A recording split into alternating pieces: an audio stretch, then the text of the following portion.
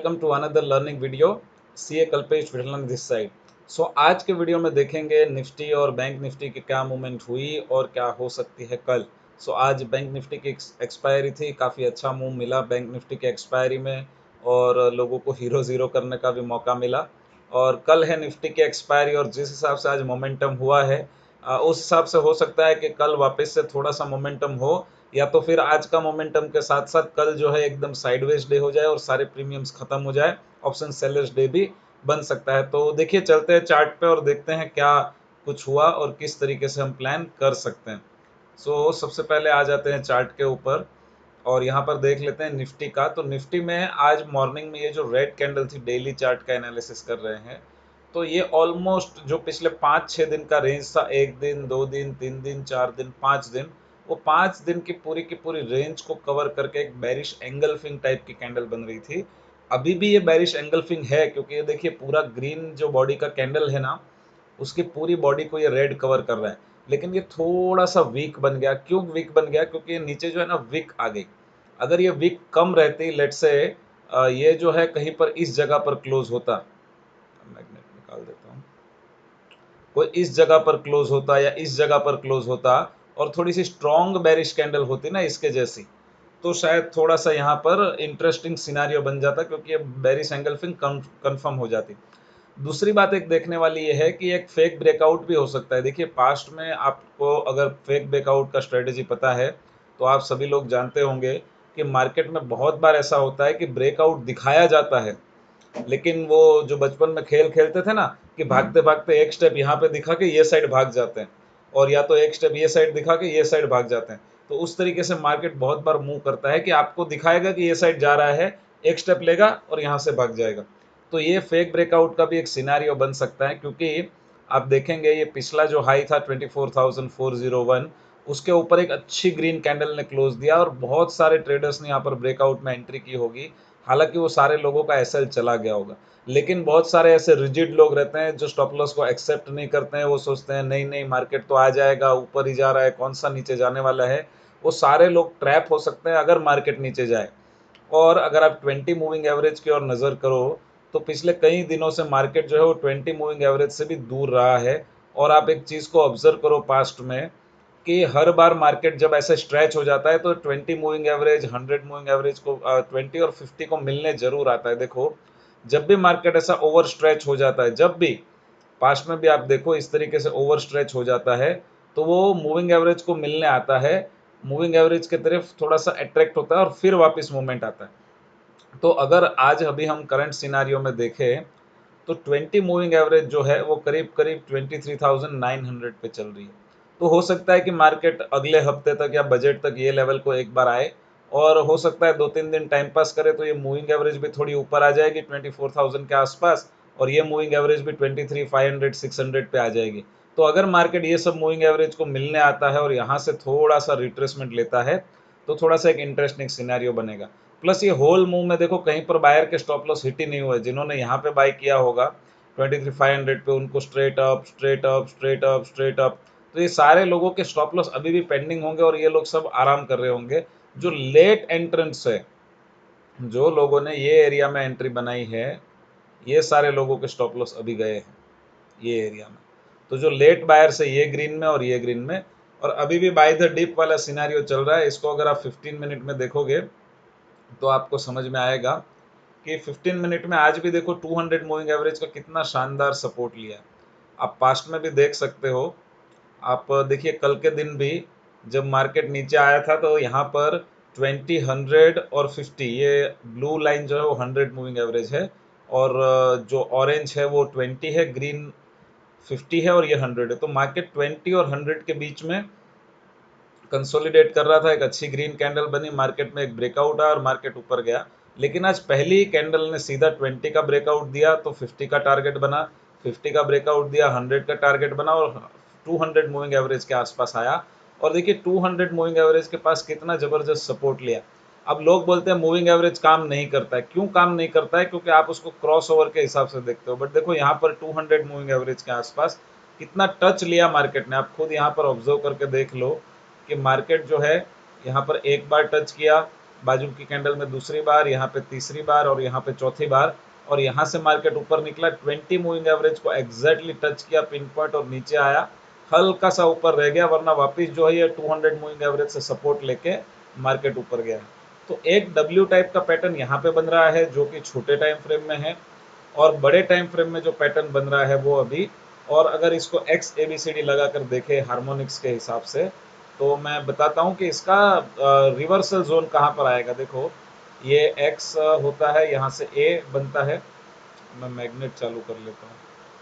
हाँ, तो ये ए बना, यहाँ से ये बी बनता है, ये सी, और 786 का जो रहता है वो रेजिस्टेंस रहता है।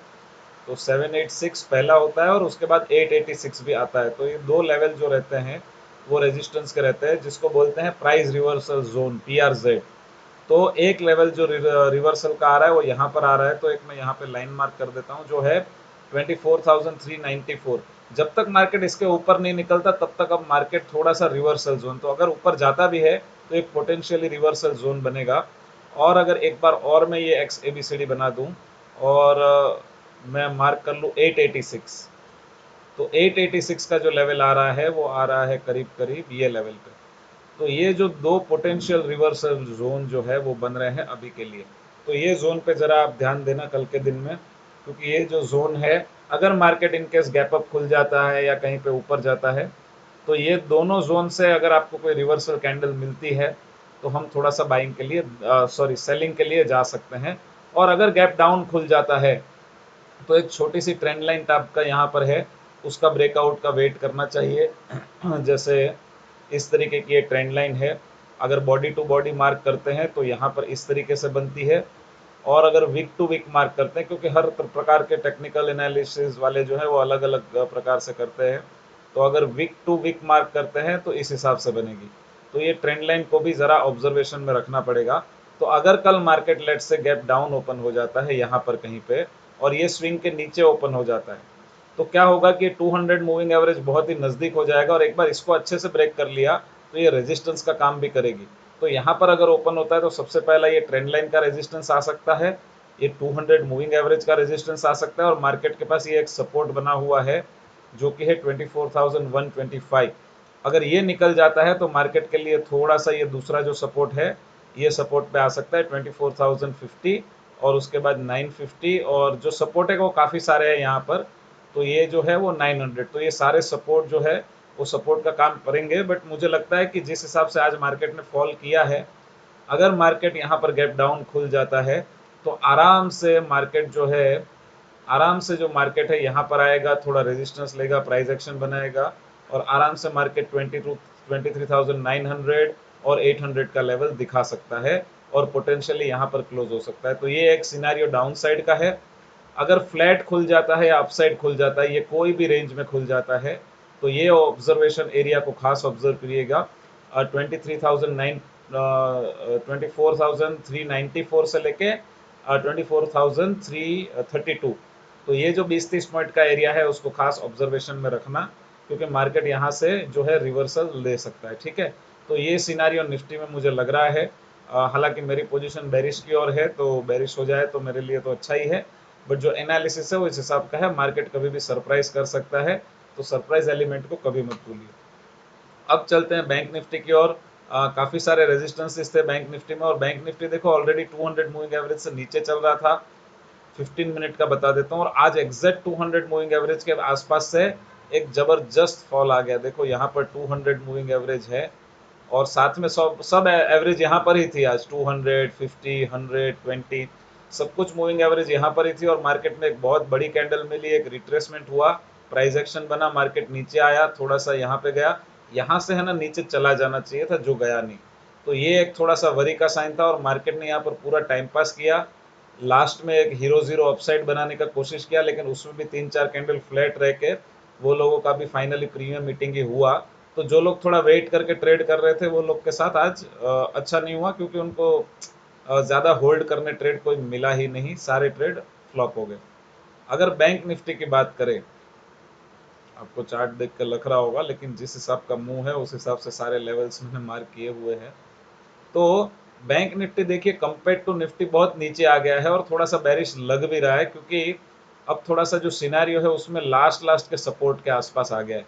ये अगर देखा जाए कहीं ना कहीं तो ये लास्ट और आखिरी सपोर्ट बचा हुआ है बैंक निफ्टी के पास, ये वाला, ये जो मैंने लेवल मार्क किया है यहाँ पर, इसको हटा देते हैं। ये जो लेवल मार्क किया है यहाँ पर, ये है 52,074 से लेके 52,120। ये जो एरिया है ना, ये एक सपोर्ट का एरिया है जहां पर मार्केट एक बार, दो बार, तीन बार मार्केट जा चुका है। और एक सपोर्ट मार्केट और ले सकता है, वो कौन सा है, ये वाला जो पिछला स्विंग हाई है। तो ये अगर देखा जाए तो 51,900 के आसपास है। तो अगर बैंक निफ्टी कल के दिन में गैप डाउन खुलता है ये लेवल में, तो आराम से ये निकाल के एक बड़ी सी कैंडल ये एरिया में आ जाएगी, जो कि एकदम खाली एरिया पड़ा हुआ है और ये एरिया में अभी तक कुछ ज़्यादा ट्रेडिंग हुआ नहीं है। तो अब कल प्रोबेबिलिटी तो ज़्यादा लग रही है कि बैंक निफ्टी और निफ्टी डाउन खुल जाए, और ये जो अभी थोड़ा सा शॉर्ट टर्म ट्रेंड नीचे की तरफ आ रहा है बैंक निफ्टी का, वो आ सकता है। तो 15 मिनट्स में भी एक बार देख लेते हैं। तो 15 मिनट में यही है कि अगर गैप अप खुल जाता है तो सारे जो अभी मूविंग एवरेज है वो रेजिस्टेंस का काम करेंगे। देखो, अगर गैप अप खुल जाता है, लेट्स से ये एरिया में खुल जाता है, तो सबसे पहले ये 50 मूविंग एवरेज है, उसके बाद 100 मूविंग एवरेज है, और उसके बाद 200 मूविंग है। तो ये सारे मूविंग एवरेज जो है वो अब रेजिस्टेंस का काम करेंगे, तो ऊपर जाना थोड़ा टफ होगा बैंक निफ्टी के लिए कंपेयर टू नीचे जाना। और जब भी इस तरीके से स्ट्रेच आता है, ये सारी मूविंग एवरेज देखो, मैं हमेशा बताता हूँ, सब अलाइनमेंट में है, 20 के ऊपर, 50 के ऊपर, 100 के ऊपर, 200। और जब लास्ट टाइम ऐसा हुआ था तो नीचे से जब मार्केट ऊपर आ रही थी ना, तो इस हिसाब से आई थी। एक बार आपको पास्ट में दिखा देता हूँ ताकि आपको आइडिया भी मिले कि जब मूव करता है तो मार्केट में किस हिसाब से मूवमेंट आती है। देखो पास्ट में यहाँ पर आप देखो कि सारी मूविंग एवरेज जो थी अलाइनमेंट में थी, सारी मूविंग एवरेज, ये वाला जो जोन है अलाइनमेंट में ही चल रही थी। देखो यहाँ से 50, ये जो जोन है यहाँ से 20, 50, 100, 200, और यहाँ से कंटिन्यू जो है वो 200 मूविंग एवरेज के ऊपर ही मार्केट चल रहा था, और मार्केट बहुत ऊपर आया। जैसे ही 200 ब्रेक हुई, थोड़ा सा मार्केट साइडवेज हुआ, और अब मार्केट जो है वो नीचे आने की कोशिश कर रहा है। तो हो सकता है कि अब मार्केट के पास एक चांस है यहाँ से बियर्स के पास कि थोड़ा सा मार्केट को 51,700, 600 तक लेके आए। तो कल 400-500 पॉइंट का एक डाउन मूव दिख सकता है बैंक निफ्टी में। अब होगा नहीं होगा, दैट इज मार्केट के ऊपर डिपेंड है, बट हम हमारा व्यू फॉर्म कर सकते हैं। अगर आपको वीडियो अच्छा लगा है तो चैनल को लाइक ज़रूर कर लीजिए वीडियो को, और चैनल को सब्सक्राइब भी कर लीजिए। मैं कोशिश करता हूँ कि एवरीडे आप सभी लोगों के लिए एनालिसिस का वीडियो लाऊं, और अभी सब्सक्राइबर का गोल हमारा जो है वो 6500 का है। तो अगर आप सपोर्ट करेंगे तो जल्द से जल्द हम 6500 सब्सक्राइबर तक भी पहुंच जाएंगे। Thank you very much, see you.